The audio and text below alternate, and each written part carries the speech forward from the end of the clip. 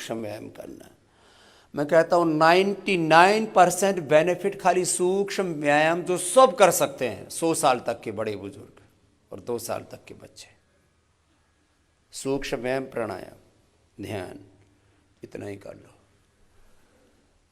फिर ये जो व्यायाम हम कराते हैं ना, ठीक है, ये मोटापा के लिए, थोड़ा मेरुदंड के लिए, थोड़ा अलग अलग बीमारियों के लिए थोड़ा उपयोगी होता है, इसमें सहायता मिलती है, लेकिन पूरा रूपांतरण तो प्राणायाम, ध्यान से और पवित्र संकल्प से ही होगा आपका। पूरा एक एक घटक है ये चिकित्सा के भी, जीवन के भी। There are so many aspects, unlimited aspects of life. एक एक एस्पेक्ट की इतनी महिमा है, आप सोच भी नहीं सकते।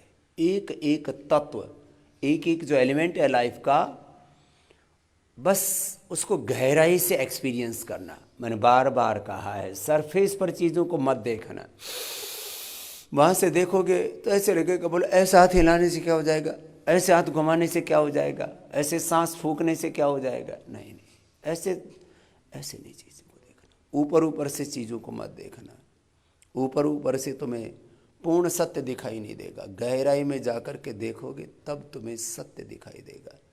ऊपर ऊपर से देखना ये ज्ञान है, भीतर तक देखना ये विज्ञान है, और अदृष्ट तक पहुंच जाना ये अध्यात्म है। ये यहाँ ये ऐसे 3 स्तर हैं इस संसार के। इसी को ही अपर ब्रह्म, पर ब्रह्म और परात पर ब्रह्म कहा है। ऐसे देखो, जरा सूक्ष्म व्यायाम करते करते आपको अंदर लेकर के जा रहा है। अंतर्मुखी बनो। योग में क्या कहा जाता है, बोलो?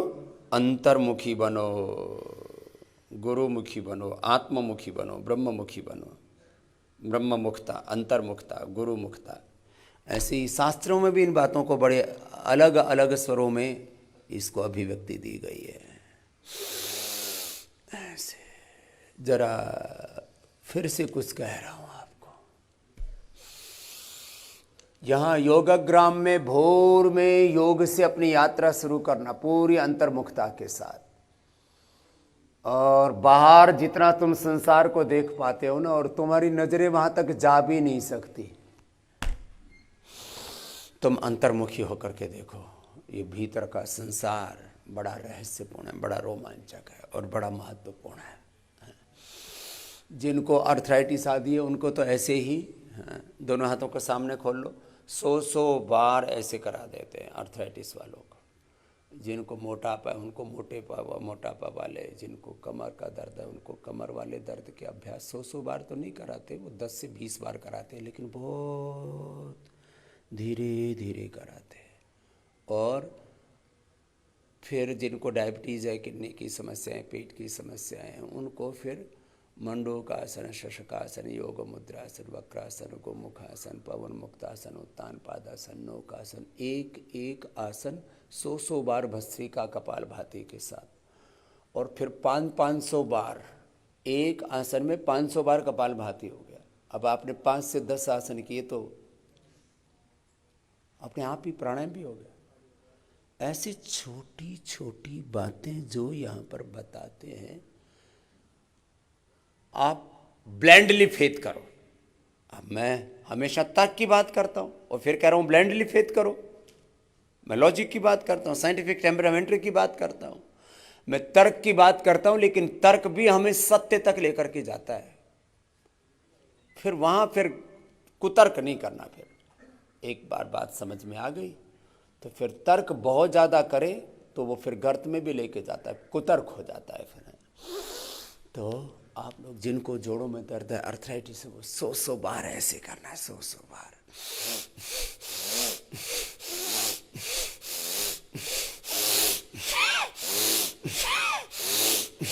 तो भस्त्रिका हो रहा है ना, कपालभाति हो रहा है।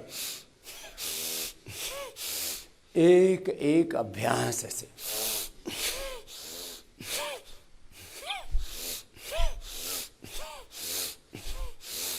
ऐसे पैरों को सामने खोल लो,